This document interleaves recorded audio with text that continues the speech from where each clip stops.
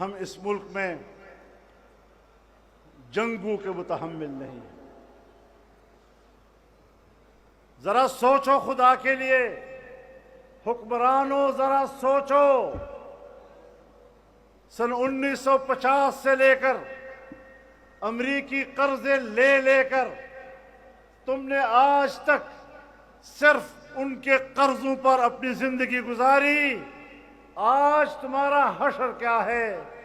ہندوستان معاشی لحاظ سے ترقی کر رہا ہے، چین ترقی کر رہا ہے، بنگلہ دیش ترقی کر رہا ہے، افغانستان کی حالت ہم سے بہتر ہے، ایران ترقی کر رہا ہے، اور اس پورے خطے میں ایک پاکستان ہے جو ڈوب رہا ہے۔ کن پالیسیوں کی وجہ سے ڈوب رہا ہے؟ تمہاری غلامانہ پالیسیوں کی وجہ سے ڈوب رہا ہے۔ تمہارے اندر خودداری نہیں ہے، تم فکری لحاظ سے غلام ہو۔ تمہیں صرف اپنے قوم کے بچوں کو قتل کرنا آتا ہے۔ تمہارے اندر پاکستان کو ترقی دینے کی صلاحیت نہیں ہے۔ آج چین کا اعتماد اٹھ رہا ہے، خطے میں پاکستان تنہا ہو رہا ہے۔ ہندوستان ہمارا دشمن، اور افغانستان سے بھی لڑائی، ایران سے بھی لڑائی۔ کہاں گئی ہماری خارجہ پالیسی، پرامن خارجہ پالیسی، پاکستان کے بقا و استقلال کی پالیسی؟ پروپیگنڈوں سے کچھ نہیں ہوگا۔ پروپیگنڈوں کی زبان روک دو، جنگ کی زبان روک دو۔ میں افغانستان سے بھی کہنا چاہتا ہوں، میں پاکستان سے بھی کہنا چاہتا ہوں، افغانستان پاکستان کی لڑائی نہ پاکستان کے مفاد میں ہے نہ افغانستان کے مفاد میں ہے۔ ایک طرف ہم انڈیا سے لڑے، دوسری سرحد پر ہم افغانستان سے لڑے۔ ہم نے پاکستان کو کہاں جا کر کھڑا کر دیا؟ اور ہم جنگ بندی کے لیے کہہ رہے ہیں، صرف جنگ بندی کے لیے نہیں، زبان بندی کے لیے بھی کہہ رہے ہیں۔ ایک دوسرے کے خلاف بولنا روکو، غلط پروپیگنڈے روکو۔ ایک بھی کہتا ہے میں بے گناہ ہوں، دوسرا کہتا ہے میں بے گناہ ہوں، ایک کہتا ہے میں بھی صرف دفاعی جنگ لڑ رہا ہوں، دوسرا بھی کہتا ہے میں دفاعی جنگ لڑ رہا ہوں۔ ان چیزوں سے کام نہیں بنتا۔ جمعیت علماء اسلام پہلے بھی کردار ادا کر چکی ہے، اور اس سفارتی کردار میں ہم نے کامیابیاں حاصل کی ہیں۔ تمہاری پوری وزارت خارجہ جو مقصد حاصل نہیں کر سکی، وہ پاکستان کی ایک سیاسی جماعت نے حاصل کی۔ اور جب تم نے الیکشن میں دھاندلی کی اور جمعیت علماء اسلام اپوزیشن میں بیٹھی، بنی بنائی باتیں تمہارے ہاتھوں سے بگڑ گئی۔ تمہارے اندر تو معاملات، طے شدہ معاملات کو آگے بڑھانے کی اہلیت و صلاحیت بھی نہیں ہے۔ ہم آج بھی دونوں ملکوں کے درمیان معاملات کو ٹھیک کرنے کے لیے کردار ادا کرنے کو تیار ہیں، لیکن اس کردار کے لیے ماحول دینا پڑے گا۔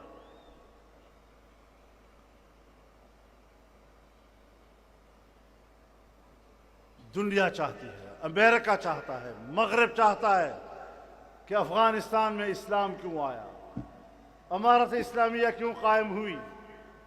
ان کے پیٹ میں درد ہے۔ ہم نے بہت پراکسی جنگ لڑ لی۔ کمیونسٹ آئے، ہم نے مجاہدین کا ساتھ دیا۔ مجاہدین آئے، آپس میں لڑے، ہم نے دوسرے مخالف کا ساتھ دیا۔ طالبان آئے، وہ لڑے، ہم نے طالبان کا ساتھ دیا۔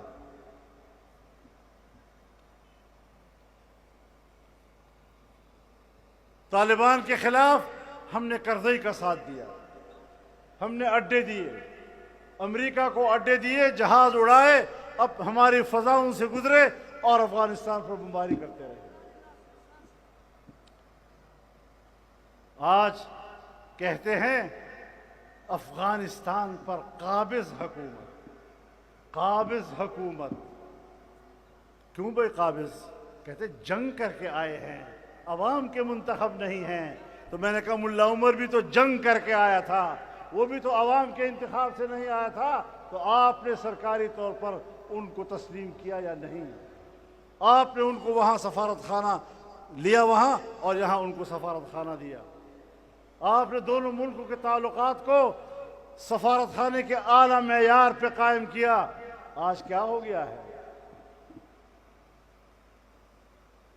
اپنے قبلہ سیدھا کرو، دوسروں کے قبلوں پہ بحث نہ کیا کرو، اپنا قبلہ ٹھیک کرو۔ ہم خطے میں امن چاہتے ہیں، ہم پاکستان کو ایک پرامن ریاست دیکھنا چاہتے ہیں۔ پرامن ہوگا تو پھر اس کے بعد پاکستان معاشی ترقی کر سکے گا۔ اپنے پالیسیوں پہ نظر ثانی کرو۔ ملک میں اگر مسلح گروہ پھر رہے ہیں تو پاکستان کے اندر تو مسلح گروہ موجود ہیں، اور جاتے ہو افغانستان میں بمباری کرنے کے لیے تو درون درچ کر دی کہ بیرون خانہ آئی۔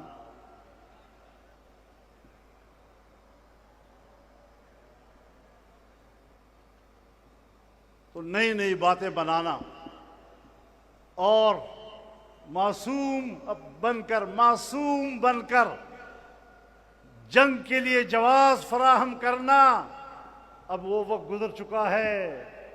40 سال 45 سال سے لوگ آپ کو اسی طرح دیکھ رہے ہیں۔ آپ ہمیشہ مظلوم ہوتے ہیں، آپ ہمیشہ معصوم ہوتے ہیں، آپ ہمیشہ حق پر ہوتے ہیں۔ اس کے باوجود حالات کیوں ٹھیک نہیں ہو رہے؟ آپ پیچھے کیوں جا رہے ہیں؟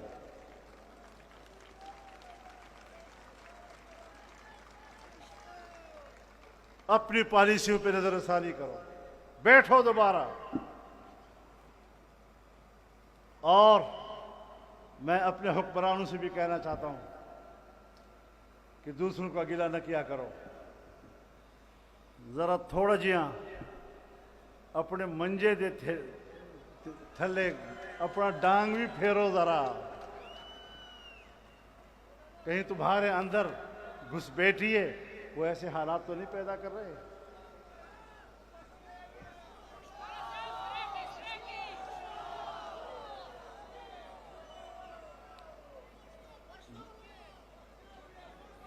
اس کا احتمال افغانستان میں بھی ہے، اس کا احتمال یہاں بھی ہے۔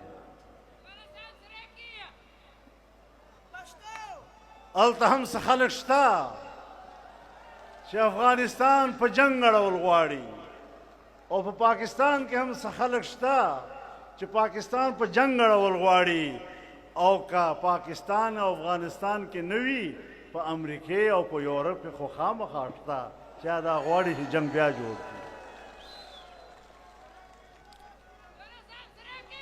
ہمیں امریکہ اور مغربی خواہشات کے تابع سیاست نہیں کرنی، اور یہ کہنا کہ پاکستان اور ہم تو پاکستان کے لیے کر رہے ہیں، ہم اتنے بھولے بھالے نہیں ہیں۔ مشرف نے کہا تھا سب سے پہلے پاکستان، ہم نے اس کو بھی کہا تھا جھوٹ بولتے ہو، تم کسی کے نمائندہ بن کر جنگ لڑ رہے ہو۔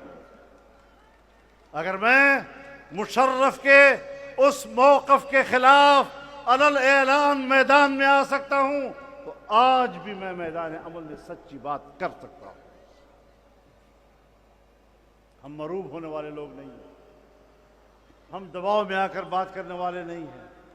ہاں، ہم بہتر سوچنے والے لوگ ہیں، ہم ملک کے لیے سوچنے والے لوگ ہیں، ہم وطن عزیز کی بھلائی چاہتے ہیں۔ پڑوسیوں کے ساتھ بہتر تعلقات، اس کا درس ہمیں سیکھنا چاہیے، اور یہ درس اگر سیکھنا ہے تو پھر مفتی محمود کے فلسفے اور نظریے سے سیکھو، وہی آپ کو بتائے گا کہ ملک کیسے چلتے ہیں، خارجہ پالیسی کیسے چلتی ہے، ملک کی مفاد کے لیے کس طرح کام کرنا پڑتا ہے۔ طاقت کے نشے میں سمجھنا کہ میں سب کچھ جانتا ہوں، یہ بہت بڑی ایک گمراہی اور غلط فہمی ہے۔ تو میرے محترم دوستو، انشاءاللہ العزیز مفتی محمود نے جہاں سے سفر شروع کیا اور جو نشان راہ ہمیں انہوں نے عطا کیا، آج پاکستان کا ہر نوجوان ہر طرف پھیلا ہوا وہ آج ان کے نظریے کو آگے بڑھا رہا ہے، اور اسی طرح کانفرنسیں انشاءاللہ ملک بھر میں ہوں گی۔